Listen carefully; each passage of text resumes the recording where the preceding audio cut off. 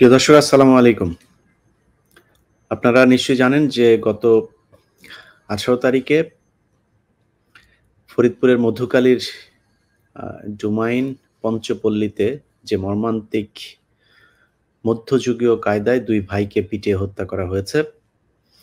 সে ঘটনাটি আমরা বাঙালি জাতি তো আমরা খুব দ্রুত ভুলে গিয়েছি। এখন নানান ইস্যু সামনে আছে, আমরা দেখছি সেগুলো। তো সেই ঘটনাটার বেশ কিছুদিন অতিবাহিত হলেও সেই ঘটনার কোনো কিছুই কিন্তু এখন পর্যন্ত শেষ হয় নাই। সেই মায়ের কান্নাও শেষ হয় নাই। ২ জনের মৃত্যুর পর মন্ত্রী মহোদয় এলাকায় গিয়েছিলেন এবং তিনি গিয়ে আ একটা মুরগি, একটা ছাগল, একটা গরু, ৳২,০০,০০০ এরকম কি যেন দেয়ার কথা বলে এসেছিলেন। সেটাও এখন পর্যন্ত তাদের পরিবার পায় নাই। গতকালকে একটা ভিডিও সোশ্যাল মিডিয়াতে বেরিয়েছে। যে ভিডিওটা আমার কাছেও এসে আপনারা দেখেছেন কিনা জানি না। সেই ভিডিওতে স্পষ্ট দেখা যাচ্ছে যে একজন তাদের এক নেতা সেখানে চেয়ারে বসে তখন পর্যন্ত সবাই জীবিত। তাদেরকে হয়তো হালকা মারধর করা হয়েছে, হাত বাঁধা, পিছন দিকে আ এই অবস্থায় তাদের সামনে তাদেরকে জিজ্ঞাসাবাদ করছে একজন এবং তিনি বলছেন যে অ্যা সবকিছু স্বীকার করতে, না হলে কিন্তু আ মার তো দিবেই, হাত পা তো গুঁড়ো করে দিবেই। তারপরে আবার তাদেরকে সারা জীবন জেলখানায় কাটাতে হবে। বাস্তব কথাটা বললাম। আর না হলে তোর গিরে মাটি নড়ানোর মতো কিছু থাকবেই না। আরো জেল কাটতে কাটতে মারা। তো এরকম কথাবার্তা বলছে, তাদেরকে জোর করে স্বীকারোক্তি নেওয়ার চেষ্টা করছিল। সম্ভবত তারা স্বীকারোক্তি দেয় নাই, যে কারণেই তাদেরকে এই অমানুষিক পৈশাচিকভাবে তাদেরকে হত্যা করা হয়। একজন মানুষ যদি কোনো মন্দিরে আগুন দিয়ে থাকে কিংবা কোনো মন্দির সম্পর্কে বাজে কথাও বলে থাকে, সেটাকেও আমি অপরাধ মনে করি। তার বিচার হওয়া প্রয়োজন। বিচারের জন্য বাংলাদেশে আইন আছে, বিচার আছে, পুলিশ আছে। অতএব সেখানে বিচার হতে পারত। তারপরে ধরলাম যে উত্তেজিত জনতা কিছুক্ষণ তাদেরকে মারধর করল, সেটাও মেনে নিলাম। কিন্তু ২ জন মানুষকে পিটাতে তারপরে মেরে ফেলা, তাদের চোখ পর্যন্ত উপড়ে তোলা, এটা কোন পৃথিবীতে আমরা বসবাস করি? সেই মানুষগুলো সেখানে বসে তারপরে আমি মনে করি এটা একটা পরিকল্পিত, একদম হাতে ধরে একটা হত্যাকাণ্ড। তারা সেখানে তাদের সাথে কথা বলছেন, কথা বলার পরে তারা উত্তেজিত যেসব হিন্দুরা আছে তাদের হাতে তাদেরকে তুলে দিয়ে এসেছেন এবং তাদেরকে হত্যা করা হয়েছে। অতএব এখানে যারা এটা মধ্যস্থতা করতে সেখানে পৌঁছেছিল, জনপ্রতিনিধি থেকে শুরু করে হিন্দুদের যেসব নেতারা আছে, সবাই এটার জন্য বিচারের আওতায় আসা উচিত এবং তারা সবাই আমি মনে করি খুনি। কিন্তু আ পরিতাপের বিষয় হচ্ছে এখন পর্যন্ত যাদেরকে কালকের এই ভিডিও কিংবা আগের ভিডিওগুলোতে দেখা গেছে, তাদের কাউকেই এখন পর্যন্ত আটক করা হয় নাই। উপরন্তু আমরা যতটুকু শুনছি যে সেখানে মুসলমান বিভিন্ন আ আ রাজনৈতিক সংগঠন, ধর্মীয় সংগঠন, এরকম বিএনপি জামায়াতের লোকজন তাদেরকে পরিকল্পিতভাবে ধরপাকড় করা হচ্ছে। তারা বাসায় ঘুমাতে পারছেন না। আর অন্যদের ব্যাপারে আবার নাটকীয়ভাবে পুরস্কার ঘোষণা করা হয়েছে, ধরিয়ে দিতে পারলে তাদের পুরস্কার। আমার কথা হচ্ছে যে সেই ঘটনা ঘটবার পরপর তারা সেখান থেকে পালিয়ে গেল কিভাবে? এখন তাদেরকে ধরার জন্য তারা পুরস্কার ঘোষণা করছে। আমি মনে করি এটাও ওই নাটকেরই আরেকটা অংশ। এটা নিয়ে বিচার হবে না এবং বিচারের জন্য যে গণমাধ্যম সরকারের উপরে চাপ সৃষ্টি করবে, সেই গণমাধ্যমও আসলে আ আমি মনে করি না যে এটা নিয়ে কাজ করছে। তারা এটাকে আ যতটুকু সোশ্যাল মিডিয়াতে এসেছে ততটুকুকে কাভার করার জন্য ১ দিন ২ দিন সংবাদ পরিবেশন করেছে। তারপরে সেটা নিয়ে কোনো ফলো আপ নেই, অনুসন্ধান নেই, কোনো কিছুই নাই। সেই পঞ্চপল্লীতে এখনো কি ঘটছে সেটাও আমরা বাংলাদেশের মানুষ জানি না। যাই হোক, আমার সাথে আজকে উপস্থিত আছেন সেই ঘটনায় শহীদ আশরাফুল এবং আশাদুল, তাদের মা। তিনি এখনো মাঝে মধ্যেই যতটুকু জানতে পেরেছি যে তার সেই সন্তানদের কথা মনে হলেই আ কান্না করছেন। কখনো জ্ঞান হারাচ্ছেন। সেই কষ্টের কথা এখনো তিনি ভুলতে পারেননি। তার উপরে গতকালকের যে ভিডিও, সেই ভিডিওতে দেখা যাচ্ছে যে জলজ্যান্ত ২ জন মানুষ, একদম সুস্থ সবল ২ জন মানুষ দাঁড়িয়ে আছে। সেই মানুষ ২ জন সেখান থেকে নেই এবং অন্য যে ২ জন আছে তাদের অবস্থাও খুবই আ গুরুতর। তাদের কোনো খোঁজও নেই, তাদের নিয়ে গণমাধ্যমে কোনো নিউজও নেই। এদের ভেতরে একজন সম্ভবত এখন পর্যন্ত তার জ্ঞান ফেরেনি। উন্নত চিকিৎসার জন্য তার ঢাকাতে নিয়ে যাওয়া হলেও সেখানে তেমন কোনো আ উম ফলপ্রসূ কোনো কিছু হয়েছে বলে আমরা জানতে পারিনি। যাই হোক, কি অবস্থা সেদিন কি ঘটেছিল সেটা আমরা আ আজকে শুনবো এবং পাশাপাশি আপনারা যে ভিডিও কিছু ফুটেজও আমি এখানে আপনাদের দেখাবো সেটা থেকে নিশ্চয়ই আপনারা জানতে পারবেন যে আসলে ফরিদপুরে আ যেই ২ জনকে হত্যা করা হয়েছে, তারপরে সরকারের পক্ষ থেকে, গণমাধ্যমের পক্ষ থেকে স্থানীয় যেসব মানুষজন এইসব ঘটনার সাথে জড়িত ছিল তাদের বিচারের ব্যাপারে কতটা প্রহসন করা হচ্ছে, সেটা আপনারা নিশ্চয়ই জানতে পারবেন। যাই হোক, আমরা সরাসরি চলে যাচ্ছি। তার মা এবং মামা আব্দুর রহিম দুজনই আমাদের সাথে যুক্ত আছেন। ১ম এ আমরা তার মার কাছ থেকে শুনি কি ঘটেছিল এবং কি হচ্ছে এখন পর্যন্ত। আপনার ছেলেদের সাথে কি হয়েছিল? ওই যে ওই ঘটনার একটু বর্ণনা দেন তো, যে ওদের সাথে আপনার সবশেষ দেখা হইল কবে? তারপর ওইখানে গেল বা সবচেয়ে ঘটনার কথা ঘটনাটা এখন হলো আমার পর্যন্ত কি জানতে পেরেছেন? কিভাবে তাদেরকে হত্যা করা হইলো এটা একটু। মানে আমার কাছে ঈদে হলো মঙ্গলবারের দিন আমার কাছে আসে। ঈদ হলো বৃহস্পতিবারের দিন। বৃহস্পতিবার, শুক্রবার, শনিবার, রবিবারের দিন কাজে যায়। ১৫ তারিখে হলো কাজে যায় আমার ছেলেরা। তো ঐদিন সকালবেলা ১০টার দিক ফোন দিছি, "বাবা তোমরা কোথায়? কি খাইছো?" বলছে যে, "আম্মু আমরা অ অন্য জায়গা" কইছে যে বলছে যে, "এক জায়গা কাজে আইছি।" আমি শুনি নাই যে কোন জায়গা কাজে। তো আমি কইছি, "বাবা তোমরা খাইছো?" বলছে, "না আম্মু আমরা নতুন এক জায়গায় কাজে পাঠাইছে। আমরা বাজার সদাই করব তারপরে আমরা খাবো।" পরে আসার সময় আবার ফোন দিছি যে, "বাবা তোমরা কি খাইছো? কি রান্না করছো?" কয়, "আম্মু ডাল রান্না করছি আর হলো ভাত।" এলে ১৫ তারিখই ওদের সাথে আমার আলাপ হয়। ১৬ তারিখে আবার মানে খানা খাই যখন ওই টাইমে আবার আমি ফোন দেই। ১৬ তারিখে আবার ফোন দিছি, "বাবা তোমরা কি খাইছো কি?" ফোন দিয়ে আগে সালাম দিছি। উনার সাথে জিজ্ঞাসাবাদ করছি। ও আমার সাথে জিজ্ঞাসাবাদ করছে। তখন বললাম যে, "বাবা তোমরা খাইছো?" বললে যে, "আম্মু আজকে আমাদের আরেক জায়গা কাজে পাঠাইছে।" তা আমি কইলাম যে, "বাবা তোমরা কি খাইছো?" কইলো, "না মা খাইনি।" তা আমি কইলাম, "তোমরা এক যাইতে আরেক জায়গা, আরেক যাইতে আরেক জায়গা তোমরা এত কষ্ট করো বাবা। তোমরা সঠিক সময় তোমরা খাইয়ে নিও বাবা। তোমরা এত কষ্ট করে কি করবা? তোমাদের জীবনে যদি এত কষ্ট হয় তাহলে কামাই করে কারা খাবে? কিরা খাবে?" আমি আমি এই কথা বলেছি। ১৬ তারিখে কথা বলছি। রাত্রেও আবার ওই ইশার পরে ওই টাইমে মানে যে সময় খানা খাই ওই টাইমে ফোন দিছি। বলল যে ঐদিনও বলছে যে, "মা আমরা ডাল রান্না করছি।" ১৭ তারিখে আর আমি কথা বলতে পারিনি। ১৭ তারিখে আমার ফোনে হলো টাকা ছিল না। ১৮ তারিখে যেমন আমার ভিতরে অনেক অশান্তি লাগতেছে। অনেক খারাপ লাগতেছে বাচ্চাদের জন্যে। ওই যে ১ সপ্তাহ এসে থাকি গেছে। তা আমার বড় ভাইয়ার ফোন নিয়ে বললাম যে, "ভাইয়া ফোনটা দেন আমার বাচ্চাদের সাথে একটু কথা বলব।" তা তখন ফোনটা দিলি আমি মনে হয় মাগরিবের আজানের মনে হয় ০.৫ ঘন্টা আগেই ফোনে কথা বলছি। আশরাফুল বড় ছেলের সাথে। বড় ছেলের সাথে তা আমার আবার ১৮ তারিখে আমার হলো গলায় টন্স হইছে। আমি ফরিদপুর জনতা হসপিটালে হলো ডাক্তার দেখাই। তো সালাম দিয়ে বলছে, "আম্মু কেমন আছো?" আমি কইছি, "আব্বু ভালো আছি।" তা কইছে, "আম্মু তুমি কি ডাক্তার দেখাইছো?" আমি বলছি, "হ।" আমি তো ডাক্তার দেখাইছি। কইছে, "আম্মু তুমি ঠিকমতো ওষুধ খাওয়া-দাওয়া করো, ঠিকমতো কোনো টাকার চিন্তা করো না, আমরা আছি।" এই কথা বলেছে। পরে ওর ফোনে আবার ওই টাচ ফোন তো ওই ফোনের ভিতরে ওই বালি আর হলো সিমেন্ট দেই মনে হয় জাম হয়ে গেছে কথা স্পষ্ট আসে না। আমি আবার বলেছি, "বাবা আজকে তোমরা কোন জায়গায় কাজ করতেছো?" জিজ্ঞাসা করছি যে, "বাবা আজকে তোমরা কি সেই জায়গায় কাজ করতেছো না কোন জায়গা?" তো ও বলছে যে, "পঞ্চপল্লী।" বলে, "পঞ্চপল্লী।" তা আমি তো পঞ্চপল্লী কোনদিন নাম শুনিনি। আমি বলছি, "বাবা কোথায় সে পঞ্চপল্লী?" তা বলছে যে, এ মা মানে এই কথাটা খালি জিজ্ঞাসা করছি। করার সাথে ওই ফোনটা কাইটে যায়। আমি মনে করছি যে সন্ধ্যার পরে ইশার টাইমে আবার আমি বাচ্চাদের ফোন দেব। এর ভিতরে আবার আমি আর ফোন দিতে টাকা ভরতে পারিনি। তা মনে করছি কথা তো আলাপ-সালাপ বলিছি, কথা বলিছি। আমি কালকের পরেই ফোনে টাকা ভরে আবার কথা বলবানি। এর ভিতরে আনুমানিক ১০টা রাত ১০টার সময় আমার দেবর মানে আমার ফোন দেয়। ফোন দিয়ে বলতেছে, "ভাবি আপনার ২ ছেলে হসপিটালে।" যে কালে বলছে ২ ছেলে হসপিটালে।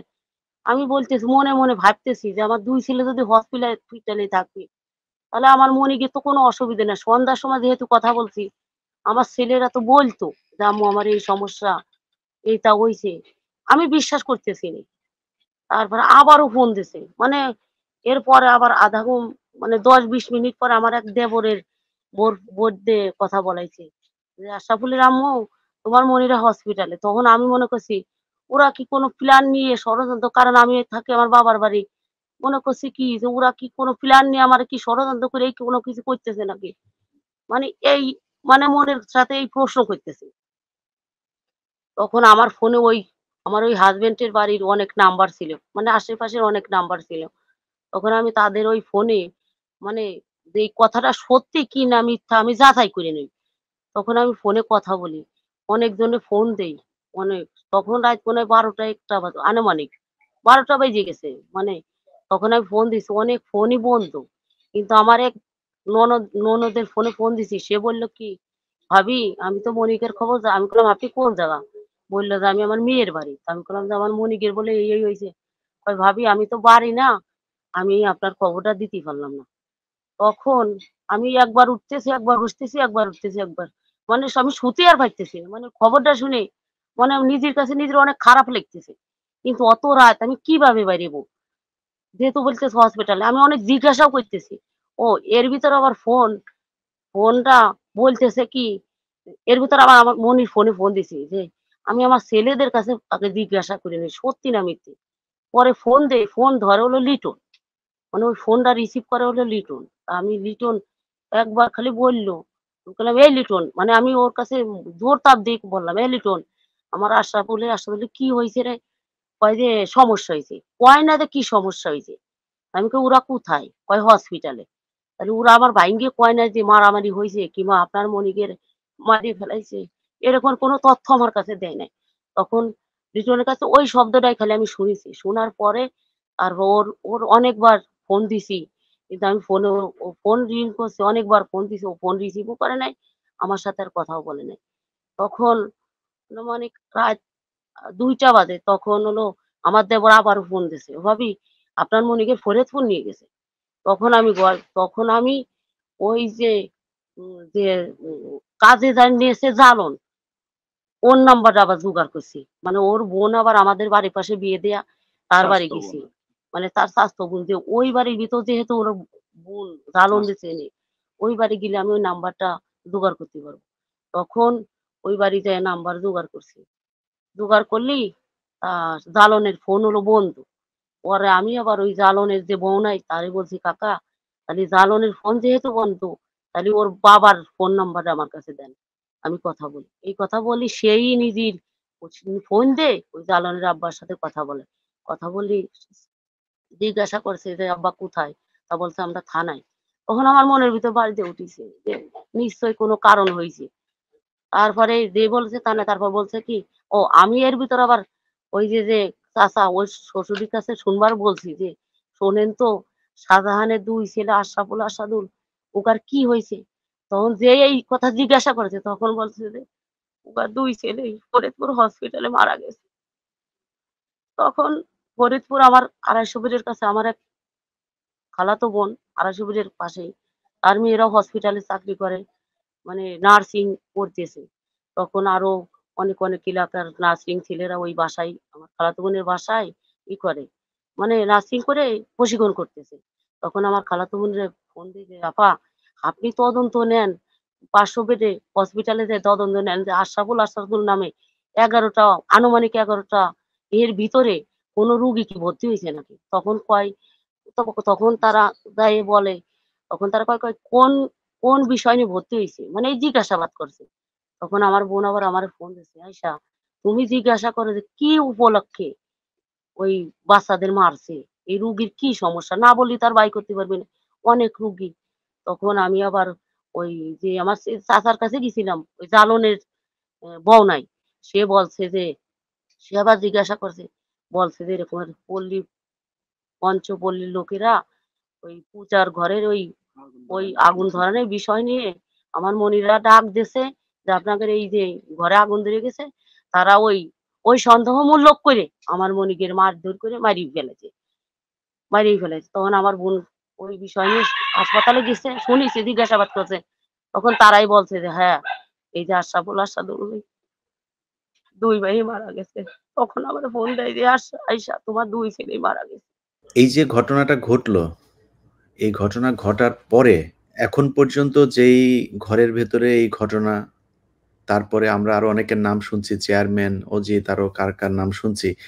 এই মূল যে আসামিরা, এই আসামিদের ভেতরে কাউকে কি এখন পর্যন্ত আটক করা হয়েছে?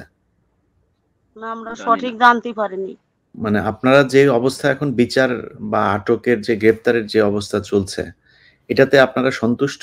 না, আমি ফাঁসি চাই। আমার কথা যে আমার বাচ্চাকে যারা হত্যা করছে, আমি ওই যারা আমার বাচ্চাকে হত্যা করছে, আমি তার হত্যার বদলে হত্যা চাই। আমি এই বিচার চাই প্রধানমন্ত্রীর কাছে। না ঠিক আছে, আপনি প্রধানমন্ত্রীর কাছে ওই বিচার চান। আমরাও প্রধানমন্ত্রীর কাছে ওই বিচারই চাই। কিন্তু আমি বলছি যে ফাঁসি তো হবে বিচার হওয়ার পরে তারপরে। কিন্তু এখন পর্যন্ত অ যে অবস্থা চলছে তাদেরকে গ্রেপ্তারের যে প্রক্রিয়া মাঝখানে দেখলাম যে পুরস্কার ঘোষণা করা হয়েছে। তো এই যে ঘটনা এত বড় একটা ঘটনা ঘটলো সেখান থেকে সবাই পালিয়ে গেল, কাউকে ধরা গেল না। এবং এখন অজ্ঞাত লোকজনকে ধরছে। সেইখানে যাদেরকে ধরা হচ্ছে তাদের ভেতরে অনেকে শোনা যাচ্ছে যে অন্যান্য রাজনৈতিক দলেরও নেতাকর্মী এরকমও শোনা যাচ্ছে। তো এই যে ধরপাকড় যা যে অবস্থায় মানে মানে এই মুহূর্তে যেটা চলছে এইটাতে কি আপনারা সন্তুষ্ট কিনা? না, মানে কেন সন্তুষ্ট না কেন? মানে আপনারা মানে আপনাদের ক্ষোভটা কোথায়? আমি যেদিন ওই স্কুলের ভিতর যারা আমার ছেলেদের হত্যা করছে সবাই যেদিন ফাঁসি হবে তখন আমি সন্তুষ্ট হব। তার আগে আমি সন্তুষ্ট হব না। কারণ আমার বাচ্চারা তারা নির্মমভাবে হত্যা করছে। আমি তাদের ফাঁসি যতক্ষণ পর্যন্ত না দেখতে পারবো ততক্ষণ পর্যন্ত আমি খুশি না। আমি ওই বিচারে রাজি না। ফাঁসি হবে তখন আমি ওই বিচারে রাজি। কারণ আমার বাচ্চারা তো নির্দোষী। হুম, হুম।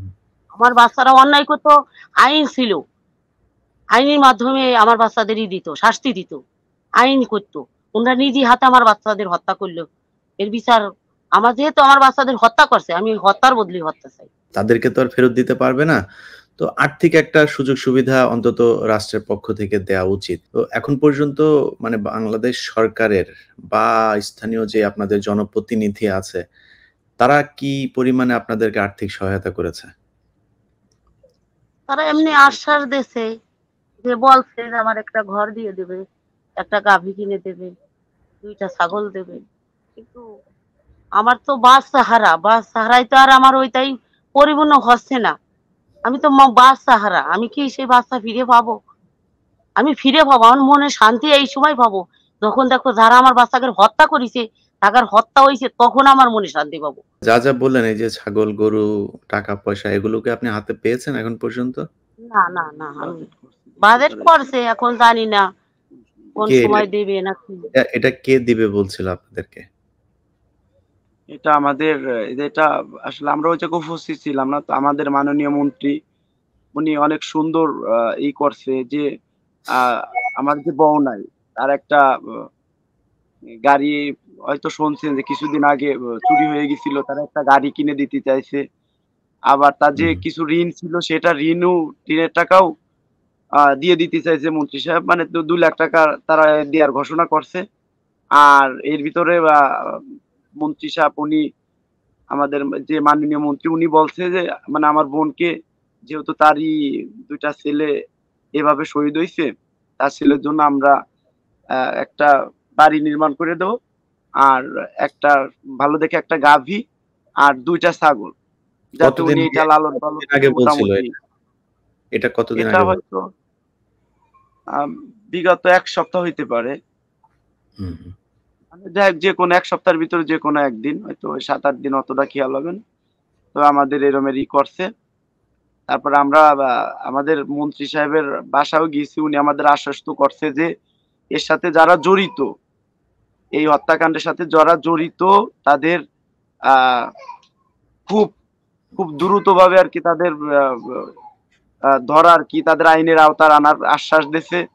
সে বলছে যে এরকমের দুর্ভাগ্যজনক ঘটনা যাতে আর না ঘটে।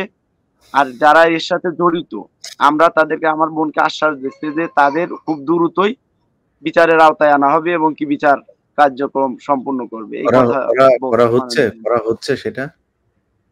মানে এখন পর্যন্ত যে অবস্থা আপনার মনে হচ্ছে যে মন্ত্রী যেটা বলেছে সেইভাবে কাজ হচ্ছে মনে হচ্ছে আপনার? এখন তারা তো অনেক যেহেতু আমরা যতটুকু দেখতেছি গণমাধ্যমে তারা অনেক চেষ্টা চালিয়ে যাচ্ছে আ তবে যে আসামিগুলি ধরা পড়ছে তারা বলছে গণমাধ্যমে, আমাদের ডিসি মহোদয় নাকি দেখছি আর কি ফোনে, যে 11 জন না 12 জন তারা আটক করতে সক্ষম হয়েছে। কিন্তু এর ভিতরে যে আপনি তো হয়তো জানেন যে 30 তারিখে যে ভিডিওটা গণমাধ্যমে দেখা গেছে, যে ওর ভিতরে যারা ছিল পরিষ্কার মুখ, সবার সুন্দর করে চেহারা দেখা গেছে। এখন হয়তো এটা দেখার পরেও প্রশাসনের যারা এই দায়িত্ব আছে তারা হয়তো ই করতে পারবে যে এর সাথে, এই হত্যাকাণ্ডের সাথে যারা জড়িত তাদের হয়তো আইনের আওতায় খুব দ্রুত আনতে পারবে তারা, হয়তো আমার মনে হচ্ছে এটা।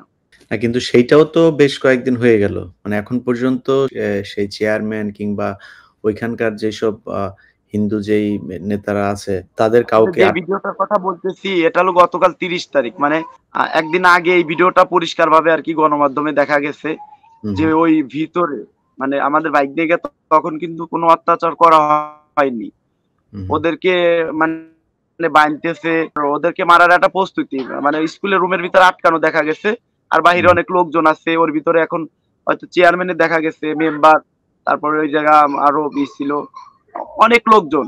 এখন সবাই তো আর চিনি না, গণমাধ্যমে ওই চেয়ারম্যান মেম্বারের কথা উল্লেখ করছে, সেই হিসেবে আর কি ওই দুইটা মুখ একটু চিনা।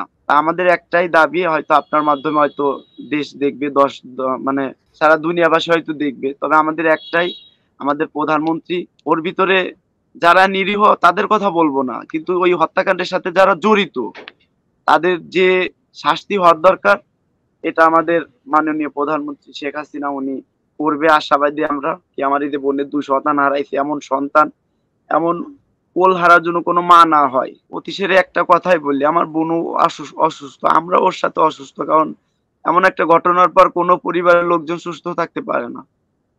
সর্বোপরি একটাই কথা আমাদের, যে গতকাল যেই ভিডিওটায় পুরোপুরি সবার ছবি দেখা গেছে, যে ওর সাথে যারা জড়িত, কি ওদেরকে যারা পিটায় হত্যা করছে, হয়তো স্কুলের ভিতরে তাদের প্রায় সবার মুখ চিনা হয়ে গেছে, হয়তো প্রশাসনের লোকজন ওই ভিডিওটা তাদের নজরেও হয়তো গেছে। আমরা চাই যে প্রকৃত যারা হত্যাকাণ্ডের সাথে জড়িত, মাননীয় প্রধানমন্ত্রী উনি চাইলে অতি দ্রুত এটাকে বিচারের আওতায় আনতে পারবে। আচ্ছা, আমার কোশ্চেনটা হচ্ছে যে আপনারা রাজনৈতিকভাবে এলাকায় কি কোনো দলকে সরাসরি সমর্থন করেন এরকম?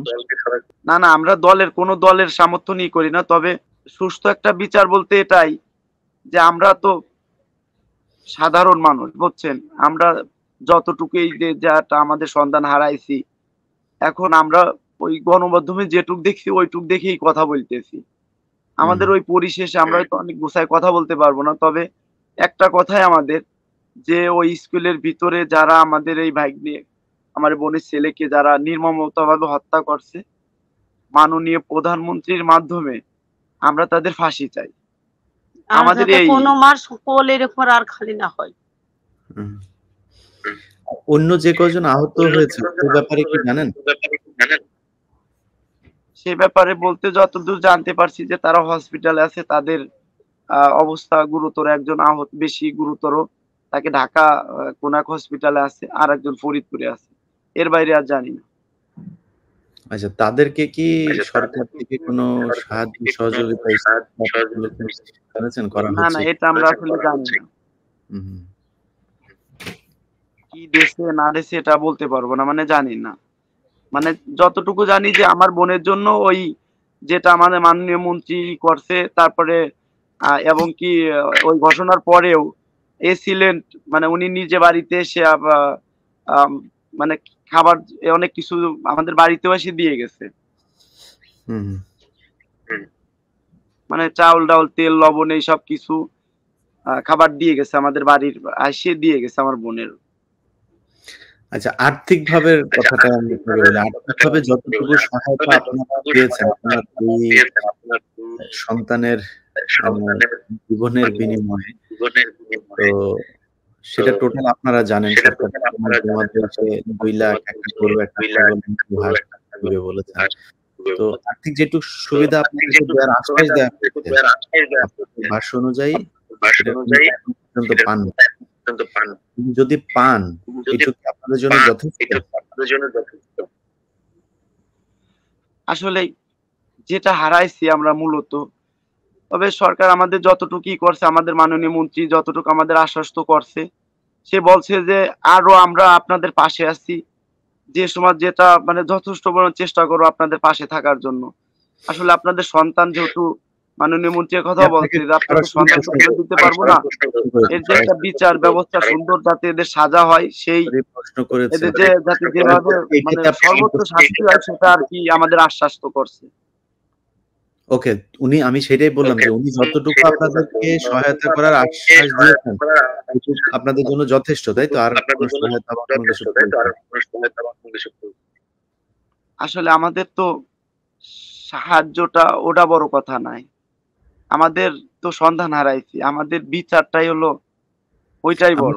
ওই পর্বটা আমরা আমরা শেষ করলাম। সর্বোচ্চ আমি এখন শুধু ওই অর্থনৈতিক জায়গাটাই করছি। যে আমরাও তো মানুষ, আপনারা মানুষ। আমরা জানি যে আপনার ২ টা সন্তান স্কুলে গিয়েছে। তারা কাজ করত। এখন উনি তো একজন অসহায় মা, আপনার বোন। তো সেক্ষেত্রে উনাকে তো বাঁচতে হবে। যে ২ জন চলে গেছে তারা তো গেলই। উনাকে তো বাঁচতে হবে। বাঁচার জন্য তো অবশ্যই আ টাকা তো লাগবেই। আমি সেই কথাটাই বলছি যে যতটুকু দিয়েছে ততটুকু দিয়ে আপনার চলবে নাকি আপনাদের অর্থনৈতিক সমস্যাটাও আরো বা আপনাদের আরো সহায়তা প্রয়োজন কিনা? আমি আপনাদের বিচারের পার্টটা আমরা দর্শক শুনেছি। আপনারা বিচার চান, তাদের ফাঁসি চান। আমি অর্থনৈতিক জায়গাটাই শুধু জিজ্ঞেস করছিলাম। সেইটা কি আর পূরণ হওয়ার জায়গা? যেখানে হয়তো আপনারা জানেন কি বলছি যে আমার বোন আমার ওই সংসার থেকে আলাদা। যেহেতু এখন সে একটা সংসারে থাকলেও কিন্তু সেই সংসারও আমার বোনই করে না। আমার বোন আমার বাবার মানে আমাদের বাড়িতেই থাকে। ওরা ২ শয়তান এখন ২ শয়তান কাজের উপযুক্ত। তারাও মানে দেখি কথাবার্তা বলতে দেখছি। এখন তারা সিয়ানা হইছে। তার মাকে আশ্বাস করছে, "আমরা এখন বড় হয়ে গেছি। এখন আর তোমার কোনো কষ্ট নাই মা।" আমাদের সামনে এরকম কথাবার্তা বলছে কি বলা হয়েছে। এখন আসলেই আমার বোন তো নিঃস্ব হয়ে গেছে। এখন তার ৮ বছরের একটা সন্তান আছে। তাকে মানুষ করবে মানে কি দিয়ে কি করবে? সে কিভাবে তার সন্তানদের এখন তো সে মনে করেন যে কি বলবো পাগলপাড়া। এখন তাকে সান্ত্বনা দেব কি? ২ টা কথা ভালো বললে ২ টা কথা মানে কি বলে না বলে। আর এমন সিচুয়েশন এ আসলে তো কোনো মা স্বাভাবিক থাকতেও পারে না। হুম। আচ্ছা, যাই হোক, আ আমরা বিচার তো অবশ্যই চাই। বাংলাদেশের সব মানুষের কাছে আমাদের অনুরোধ, আমি হয়তো ওইটা নিয়ে অন্য আরেকটা অনুষ্ঠানে আবার আমন্ত্রণ জানাইতে পারি। আপাতত আমি আপনাদের কাছে অনুরোধ করছি যে যারা যেইভাবে পারেন তাদের সাথে যোগাযোগ করে এই পরিবারটাকে যদি অর্থনৈতিক সহায়তা করেন, আমার মনে হয় উনাদের এটা এখন খুব প্রয়োজন। আমি মাঝখানে থাকতে চাচ্ছি না। একটা লেনদেনের বিষয়টা এটার ভিতরে জড়াইতে চাই না। আপনারা নিজেরা খুঁজে যদি ওনাদের কোনো পান, তাহলে ওনাদের কাছে আপনারা সাহায্য করবেন। আ স্থানীয় লোকজন যারা আছেন, নিশ্চয়ই বিত্তবান মানুষ আছেন। বাংলাদেশে অনেক আ সংগঠন আছে। সেই সংগঠনগুলো সরাসরি ফরিদপুরের কথা বলতে যে ফরিদপুরের মধুখালী, ডোমাইন সেখানে গেলে আমার মনে হয় ওনাদের ঠিকানা পেয়ে যাবেন। গিয়ে ওনাদের পরিবারটাকে সহায়তা করবেন। আর সবশেষ বাংলাদেশ সরকার আ মানে না চাইতেও অনুরোধ করি যে একটা পরিবারের যদি এইটা গোয়েন্দা সংস্থা চালু হয়েই থাকে, পরিবারের একটা মায়ের ২ টা এই ২ টা সন্তানকে গুলিতে যে চক্রান্ত করা হলো, যে ষড়যন্ত্র করা হলো, যে নাটক সাজানো হলো, এর বিচার অবশ্যই আল্লাহ করবেন। পুলিশ প্রশাসন যারা যেখানে আছেন বিচার করতে না পারেন, মনে হয় আপনাদের এটাও জানানো উচিত। কি হচ্ছে এখানে? সেটা মানুষের জানার অধিকার আছে। সবাই ভালো থাকবেন। আমি নিজেও শারীরিকভাবে অসুস্থ, আমি অ্যালার্জিতে আক্রান্ত। সবাই দোয়া করবেন আমাদের জন্য। বিশেষ করে আশিকুল এবং আশাদুল আর মায়ের জন্য সবাই দোয়া করি আল্লাহ যেন এই ধরনের শোক সহ্য করার মতো ক্ষমতা দেন। সবাই ভালো থাকবেন। আল্লাহ হাফেজ।